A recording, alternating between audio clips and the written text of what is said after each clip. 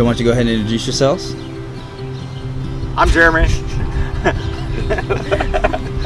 That would make me Eric. I'm Jeremy Followay. I'm Eric Whittington. We're the race directors for Race Brimstone.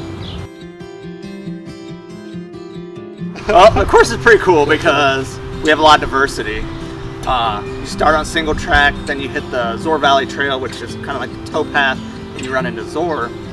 And then that's really cool because Zor is so historic.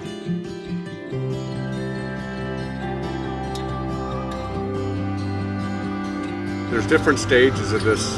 Even though it's a 25-mile loop, there's different stages inside that loop that it's constantly being mixed up and different things thrown at you, from single track to some flat towpath. If you're not big on the towpath, more flat straight stuff, don't worry because not too long you're gonna hit back into the single track, which is really beautiful single track out there.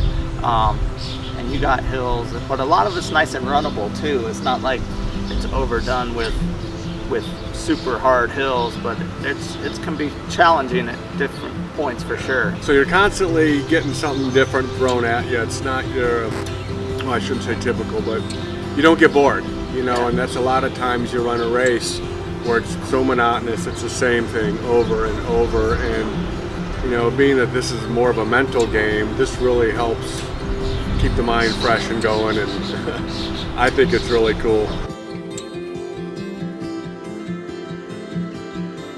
So at Race Brimstone, we like to really make sure our people are taken care of, so we make our aid stations really stocked good. You're not gonna, if you walk away not eating, it's because you didn't grab something. If you don't gain weight during our race, you got issues. The first aid station is going to be right after you get through the first part of the single track. There's going to be an aid station pretty much every 5-ish miles. So it's going to be hot out there, we know. And water only stations in between some of them. There's going to be water stops, so there's going to be a lot of aid out there for the runners because of how hot and humid it is this time of year. But they'll have one right off the single track, a couple miles into the towpath. And then after they come through downtown Zor, they're going to go into Zor's old the brewery. And right there at the brewery is a big pavilion. It's at mile like 9.5-ish. That's the one Jeremy said, the Firehouse Grill there in Zor is going to be taking care of that aid station with really good food, beer, drinks, everything. And I believe they've got the Leathernecks chapter down there that's actually volunteering. They're going to take care of all the runners for the whole 32 hours, which is really cool. We get a lot of questions about the elevation and how difficult of a race this is actually going to be.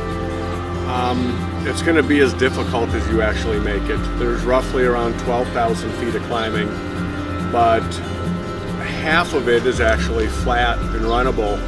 And with the elevation, even the sections that have all the elevation, it's very runnable. It's not, I think the difficult part is, you know, people are going to want to go real fast on the flats, and then once they get to the climbing part, they're going to be a little spent. So you got to kind of be careful of where you spend your energy, you know, to have some left for some of these climbs. So just to help people not be too afraid of the climbing. It's a very, very runnable course, very runnable loop. I just think it's very unique. I think if I could describe it in one word, it would be easier, just to say it's a unique course.